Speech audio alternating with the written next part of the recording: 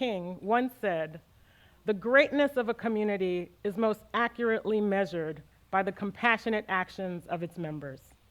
Take 3 seconds and ask yourself, what have you done to contribute to the betterment of your community? We are living in a time where people no longer want to be isolated, and thus they prioritize socializing and being part of a community. However, how compelled are we to set aside time to help revitalize the communities that we live in? Do we exercise compassion when the option to give our time, our money, or our wisdom to others arise? And if so, to what extent? Coretta Scott King's quote, in my opinion, it's a call to action, a call for all of us to consider and hopefully to fully participate in such a way that could inevitably enhance or create viable communities. We all have responsibilities to something or to somebody or even to a collective group of people, but consider using your skill sets, your professional experience, your inherent passions to be a resource, a motivator, or to incite change in your community. It is imperative that we make every effort to build communities that are equitable, just, and self-sustaining.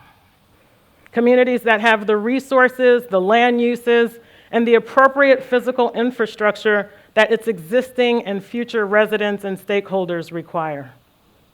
An essential factor to build viable and strong communities is participation. According to the Office of Disease Prevention and Health Promotion, data showed that civic participation varies by generation and by education. Did you know that today's young adults may be less likely to participate in civic activities because they may not have access to information on how to get involved, or they may not know how they can make a difference? And individuals with higher education levels may have more opportunities for civic engagement, since college students have opportunities to get involved in community affairs through fraternities, sororities, and other student organizations. But an interesting fact is that male college students are less likely to engage in civic activities in comparison to female students. Other studies show that ethnicity plays a role in participation. More specifically, African Americans, Latinos, and Asian American college students are more likely to intend to volunteer than their white peers. So in 2015, I consciously chose to participate and volunteer, to step outside of my own world and to serve others more on a regular basis. For months, while coming home from work, a certain corridor that I passed through in my community gave me pause. I felt that certain renovations could improve the physical conditions of the area. And I thought that perhaps I could lend a helping hand in my community the same way that I've done in municipalities that I've worked in throughout the years. I was willing to sacrifice my free time, which, by the way, is extremely important to me because I am a mother, I am a business owner, I'm active in my church, and I am a Haitian American. And for those of you who don't know, Haitians have large and/or extended families of which I am very involved. So I say that to say that I don't have much free time. And as you all are aware, you can never get time back, but it's very important to set aside time for yourself. However, the decision to get involved was and continues to be worth it to me, and I feel that it benefited my neighbors and my community at large. It wasn't just that when I drove home after work at night, I wanted to see physical improvements to the landscape that I call home or to the corridors throughout town that I patron on a regular basis. Of course, there was some personal gratification involved here, but more importantly, I wanted to bring my skill sets, exercise my passions, and my professional experience in my community so that I could help advance it to the next stage. So studies show that there's a lack of civic participation in communities due to lack of transportation, lack of time, awareness, or motivation. In other instances, people are unsure of the benefits of their contributions to community. And some are apprehensive because conflicts or confusion can arise among community members, and nobody wants to put themselves in a contentious situation. And then societal problems that influence lack of community participation exist today, as we all are aware. However, in thriving communities, residents take an active role. Through civic engagement, such as voting and volunteering, people develop and they use their knowledge and their skills and their voice to cultivate positive change. Such actions can help improve the conditions that influence the physical landscape, socioeconomic conditions, and the well-being for all. I want you to be mindful that the lack of civic participation affects not just individuals, but society as a whole. Without it, a lot of things can occur. A lack of attention to public affairs, a decline in the development of civic and political skills. It limits societal role models, which we all need badly. And it impedes our awareness about quality of life issues. In order to address these limitations, people should be more astute about current events, and they should really educate themselves. I say it all the time, education, education, education. Become well-informed about national and local matters. Don't rely solely on social media or the opinions of others. Do your research and be prepared to have informed discussions with others. Also, seek to participate in community engagements like town halls, and be prepared to engage in difficult conversations about democracy in your community. Today, the lack of reasoned discussions and the debate introduces noise and distraction into the national conversation, and it increasingly alienates the general public. We must realize that national issues are now local issues. We need to enter these discussions with a level of compassion, that level of compassion that Coretta Scott King mentioned earlier in her quote.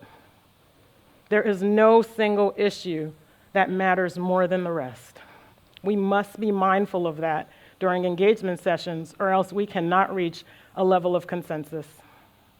So the overall intention when you're doing engagement should be to inform, to stimulate new thinking and advance our skills in order to transform or build stronger and viable communities. It is a fact that neighborhoods with higher levels of civic participation have a greater sense of community, lower levels of crime, and citizens who are healthier and happier. So regardless of your age or your level of experience, trust me, if your heart and your level of commitment is in the right place, you can make a difference in your community. So how do you do that? You can meet with your local representatives or your government officials. Prior to entering public service, I took it upon myself to seek out one of my township committee members.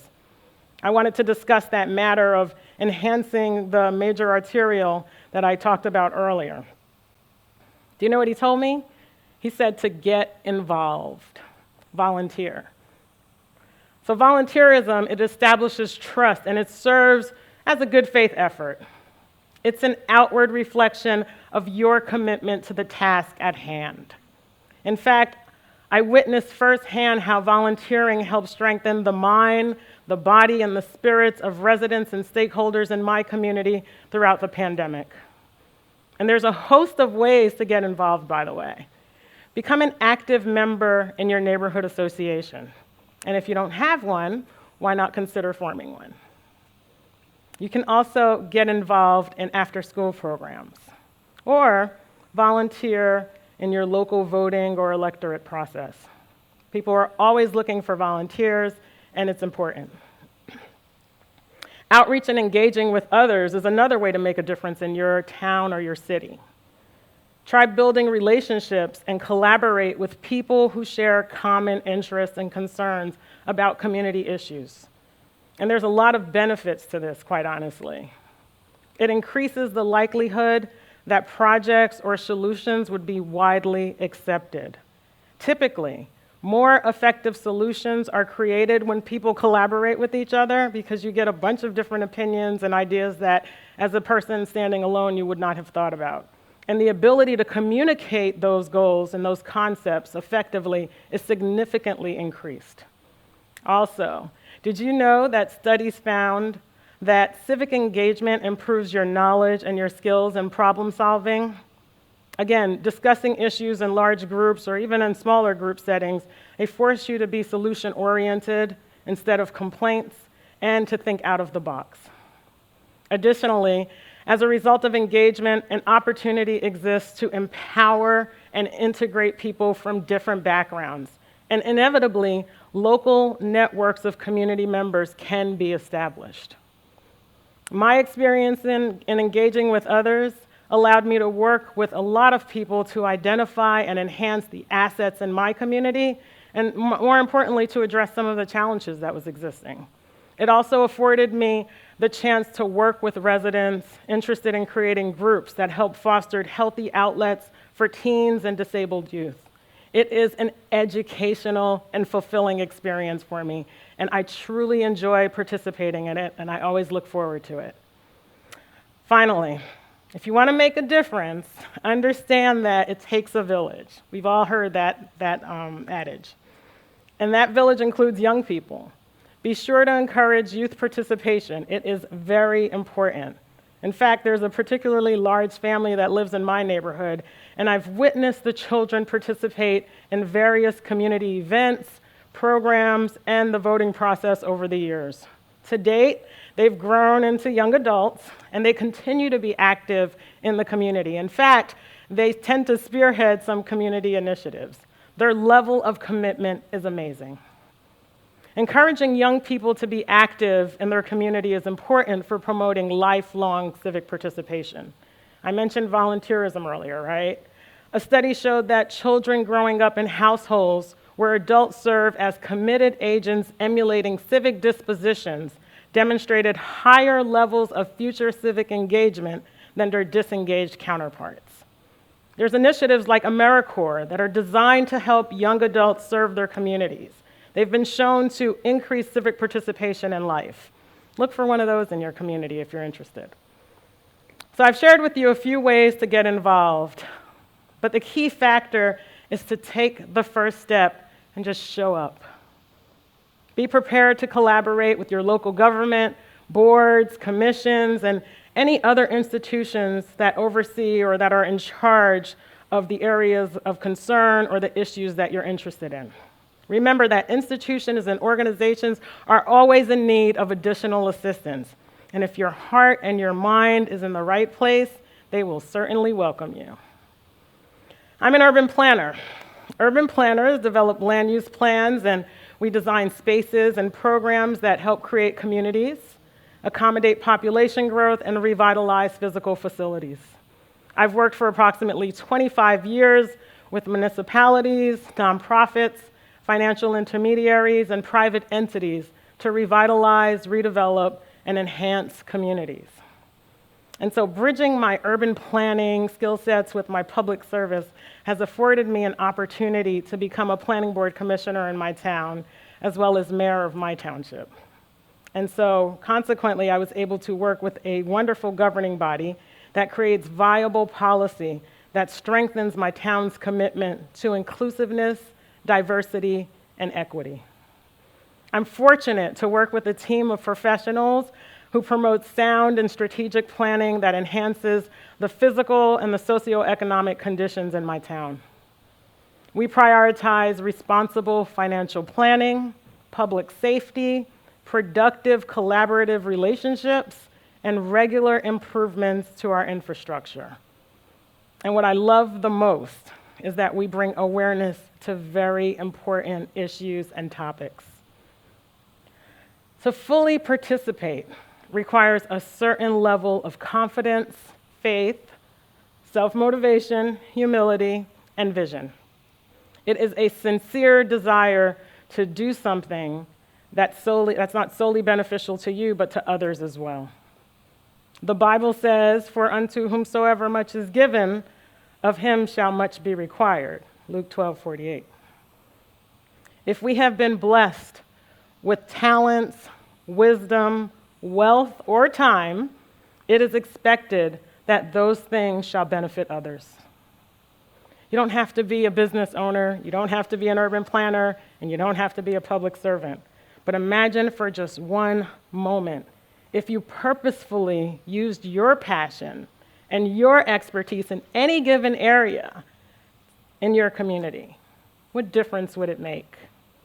Well, as Howard Zinn stated, small acts, when multiplied by millions of people, can transform the world. Thank you.